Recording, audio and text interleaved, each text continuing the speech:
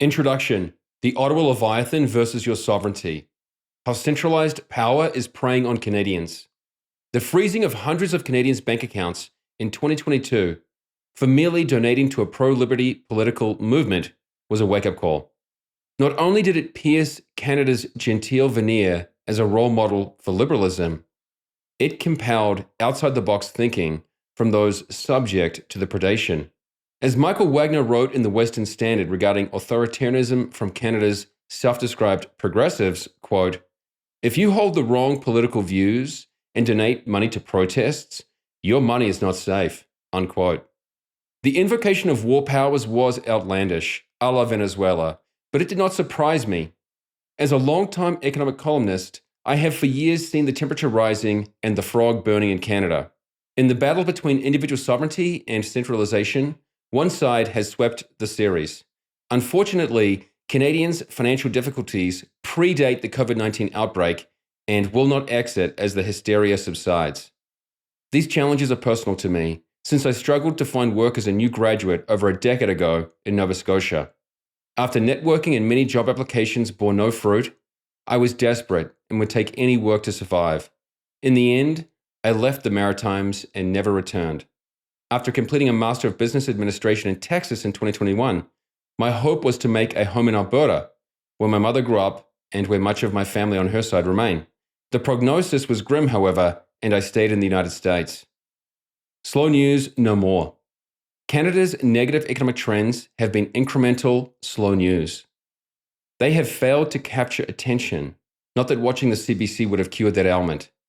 The surveillance state claimed new powers. Another province handed capital markets governance to Ottawa. Mortgage restrictions made housing affordability a quaint idea. As David Haskell, a Wilfrid Laurier journalism professor, recently said, quote, "The mainstream media is lying to you. We've reached Soviet Union-level propaganda here in Canada," unquote. Often these economic developments flew under the radar. And when they did get attention, few people connected the dots. For those paying attention, the slow news pointed to an unaccountable, all-encompassing regime in Ottawa. Irrational COVID-19 policies, which impeded some Canadians from working and even exiting, were the straw that broke the camel's back. Trends moving slowly began to move quickly. Confiscatory inflation, in particular, became undeniable. The unabashed tyranny blocking movement, notes Toronto-based lawyer Daniel Ari Freiheit, quote, "will be extremely difficult to recover from," unquote. Salt-of-the-earth Canadians said no more. They did not want to live as serfs, and they gradually realized there was no light at the end of the tunnel. As economist Robert Higgs famously wrote in Crisis and Leviathan, 1989, governments grow in a ratchet process, expanding during crisis periods and not relinquishing new powers after the crises have subsided. Too little, too late. Many Canadians have been caught off guard and not known what to do. Being law-abiding people, they have decried regime media, protested peacefully, and engaged in limited civil disobedience. However, they have seen few substantive changes, at least not from the federal government. Perhaps the scariest part of the top-down dictates and heavy-handed enforcement is that a sizable portion of Canadians have supported them. Tragically, respect for free speech and privacy is lacking in Canada, so the likelihood of politicians backing off is slim. As I wrote in 2019 in C2C Journal, the enemy of free speech is us. This underlines the need for social media and commercial platforms that are censorship resistant, both from the government and the mob. Removing Canada's forgettable Prime Minister will not solve the problem. The economic problems plaguing Canada are deeper than partisan bickering and personality clashes. As Harley Price of the University of Toronto has observed, quote, "Small C conservatives have been betrayed by their big C parties so often in the past 2 decades that they can be forgiven for thinking that continuing to support them is a little like dropping another loonie into the cup of the self-same drug-addicted mendicant who mugged them last week." The loyalty of Canada's conservative voters is a species of battered woman syndrome, unquote.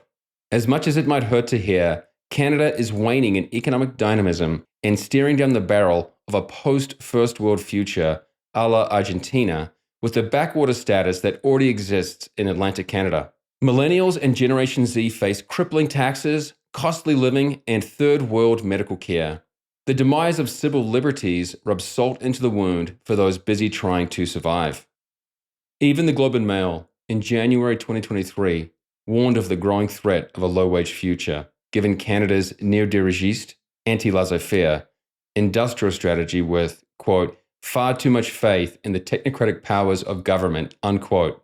The editorial cited the federal government's dangerously low productivity growth forecast and OECD projections that rank Canada, quote, last in potential economic growth over the next 40 years, unquote. If that OECD forecast becomes reality, the Canada of 2060 will be a relatively poorer country, falling further and further behind other advanced economies into second-tier status. As I noted in an Epoch Times article leading up to the 2021 federal election, top-down paternalism, which is marching on, spells death to jurisdictional innovation. In contrast, my preference would be for an outright devolution of the country. That means the more natural constituencies, such as Atlantic Canada, the Prairie Provinces, and Quebec, would break the chains of confederation and go their own way. British-American author Peter Brimelow, another former Canadian resident, advocated for this way back in 1986 with his book, The Patriot Game. See the epilogue for why the time is ripe for this to happen. Taking responsibility with direct action. As much as I favor economic liberalization and include many such recommendations in this book, I do not hold my breath waiting for political winds of change. Instead, Canadians will have to take responsibility for their financial freedom and find ways to secure it without asking politicos to save them. That is the story of my adult life, finding financial independence, especially via expatriation and earning income online. As someone who has learned the hard way, my goal is not only to help readers better understand the problems that surround them, it is to provide practical steps they can take to be more independent and less vulnerable to state predation. Beyond ideas for preserving the fruits of your labor, these steps fall into three categories. 1. Privacy protection. 2. The parallel or agorist economy. And 3. Expatriation. The first means erecting barriers that conceal and distance your personal identity in economic affairs. The second is a form of civil disobedience or noncompliance that many of us already use when we trade informally and without the trappings of regulations or taxes. Both are peaceful, viable ways to become a more sovereign individual. The last is the most extreme and, if permanent, means cutting ties with the Canadian federal government.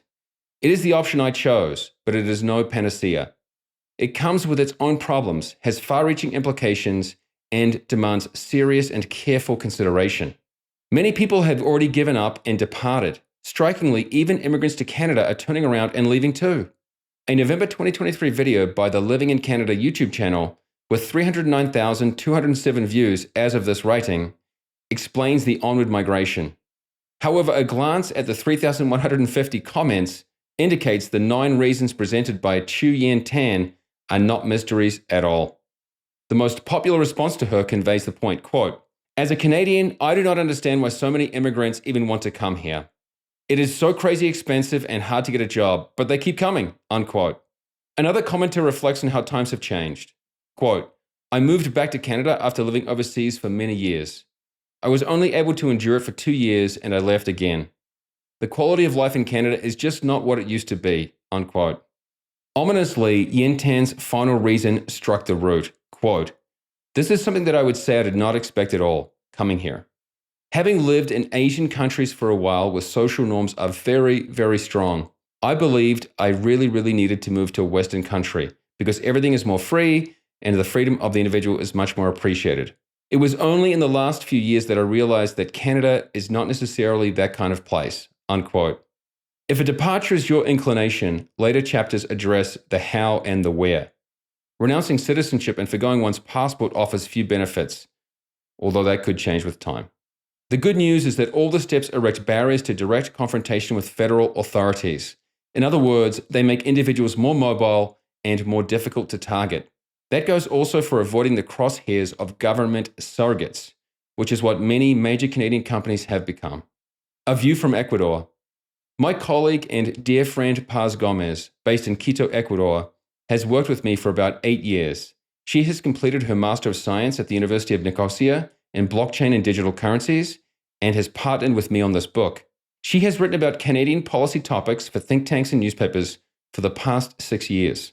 Here are her reflections on how her policy research has challenged and changed her impression of Canada.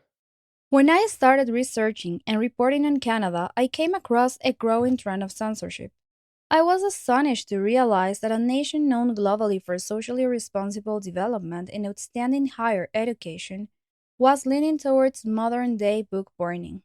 As I continued my work, I encountered, in particular, a lack of free speech in universities and invasive financial regulations.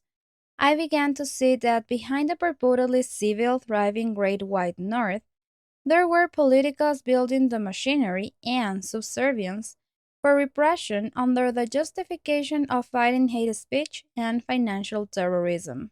The pro liberty movement and Canadian citizens aiming to enjoy individual and financial freedom have already become victims of this machinery.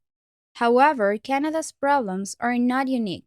Censorship and financial surveillance are rising across the globe, and Canada has led the Americas along this road to serve them. Canadians seeking to avoid Ottawa's vindictive retaliation can find partial refuge in other jurisdictions. Fortunately, though, we live in an era of tremendous disruptive innovation and financial decentralization. That means technological solutions beacon for those willing to be proactive wherever one happens to be located.